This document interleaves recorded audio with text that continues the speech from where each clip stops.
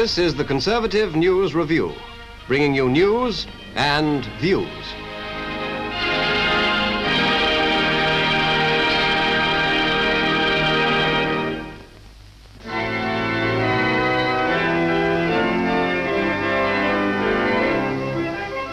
Always an interesting occasion, a Member of Parliament's wedding. When the Member of Parliament is a bride, all the more interesting. Lady Grant MP arrives at St Margaret's for her marriage to Lord Tweedsmuir. Both bride and bridegroom, of course, sit in Parliament. She in the House of Commons, he in the House of Lords. Both are well-known, prominent and popular members of the party. Lord Tweedsmuir being the youngest member, at 34, of the Conservative front bench in the upper house. The member for South Aberdeen, who sat as Lady Grant in the third session of the present Parliament, becomes known as Lady Tweedsmuir in succeeding sessions. For her, marriage obviously means no retreat from politics.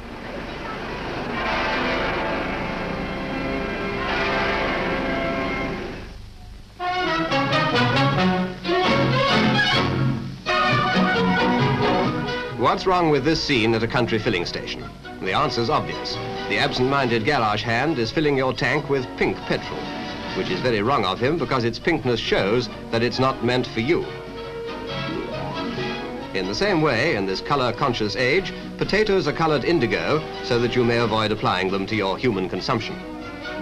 We are now threatened with another spate of yellow literature, which, it is fair to assume, is so colored that you may recognize it for what it is, and not be gulled or galanced as in 1945.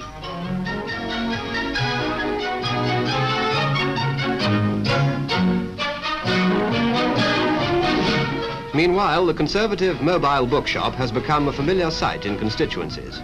Here you will not find any misleading literature, but a selection of volumes published by the Conservative Political Centre and inspired by those standards of fairness and reasonableness which the CPC has set before itself from the beginning. The bookshop has excited a lot of interest wherever it's travelled, at the seaside, in villages, or in the larger towns. And it has enrolled a lot of members for the party, too.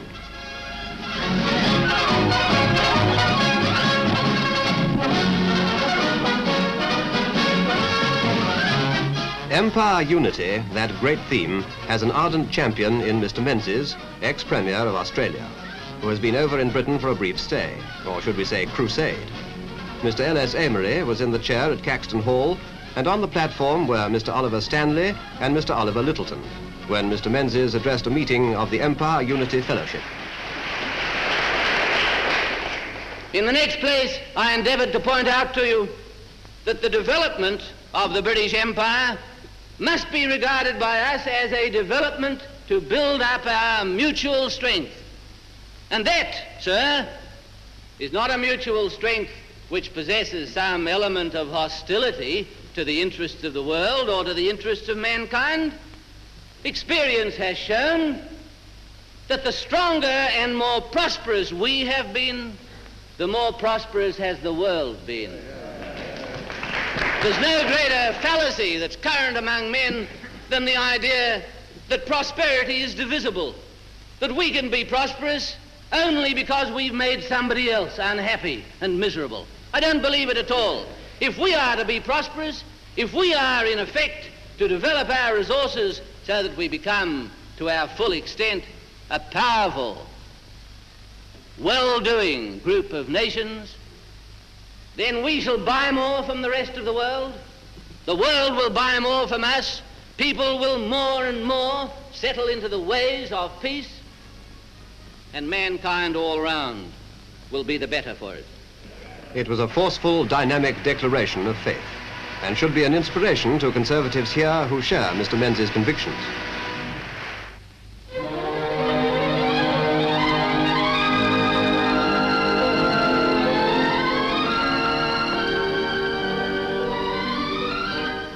Old man, I see you're heading to the Rockery. Yes, I've just had my last lot of coal delivered.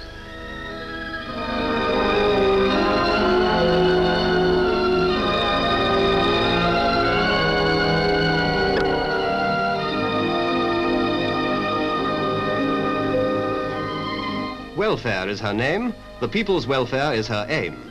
Mrs. Welfare prepares the dinner and does the housework and attends to the comfort of her trade unionist husband, why she contrived somehow to find time to be the Conservative candidate for Bethnal Green, and to take her part as such in the work of Bethnal Green's Conservative Association.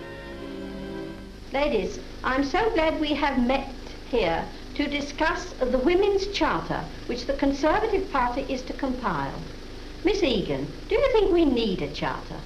Definitely, because women have played a major part in the past and shall play a major part in the rebuilding of the Britain we want to see.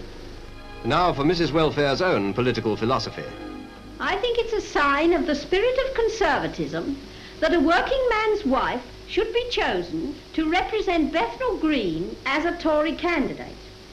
The Socialists say that the Tories have no policy. We have the only policy, and it's a very simple one. It is to build up the prosperity of this, our beloved country, and in so doing, to bring to every man, woman, and child prosperity, security, and happiness. And to that end, I am going to canvass every house in Bethnal Green and to show the people of Bethnal Green that I have their interests at heart.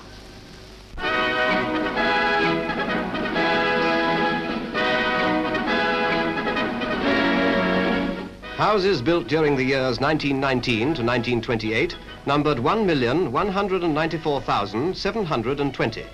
You can confirm the figure from Ministry of Health records. Is it conceivable that the socialist government's muddle program of housing should have produced more houses in 2.5 years than were built in those 10 years after the First World War? Of course not. The statement only needs to be made to be laughed off.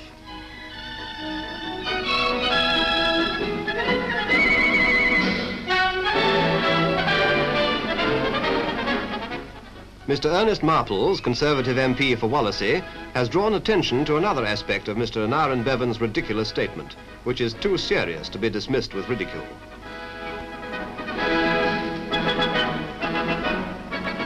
Democracy, as we understand it, has no hope of survival if politicians tell lies. So when Mr. Aneurin Bevin, in the House of Commons, untruthfully invented something over 800,000 houses, I decided to challenge him in 3 places. Firstly, in the House of Commons itself. I challenged him and produced documents. I got no reply.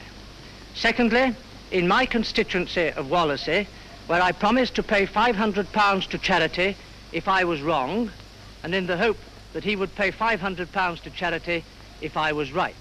Still no reply. And thirdly, in his constituency of Ebbw Vale, where I challenged him again, and this time sent my cheque for £500 to the editor of the Daily Herald and asked him to judge between us. Now, this challenge is not made in a spirit of hatred or spite. It's made simply to establish the truth or otherwise of a cabinet minister's statement in the House of Commons itself. I don't believe this country will succeed until class bickering and class hatred is ended. And of course, politicians will have to do their best to stop bickering as well. We won our hardest war by a united effort under inspiring leadership. We can only win the peace by the same unity under equally inspiring leadership. Mr. Marples gives practical effect to his challenge. He draws a cheque for £500 in favour of the Daily Herald, whom he had chosen as stakeholder and had asked to arbitrate for the precise reason that it is the government newspaper.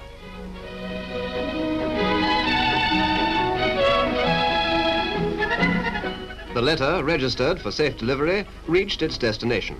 But strangely enough, the government newspaper maintained their masterly silence, while the cabinet minister continued to sidestep the issue. Meanwhile, to revert to Mr. Marples' point, is it possible to place any faith in a minister who refuses to withdraw a proved misstatement of fact?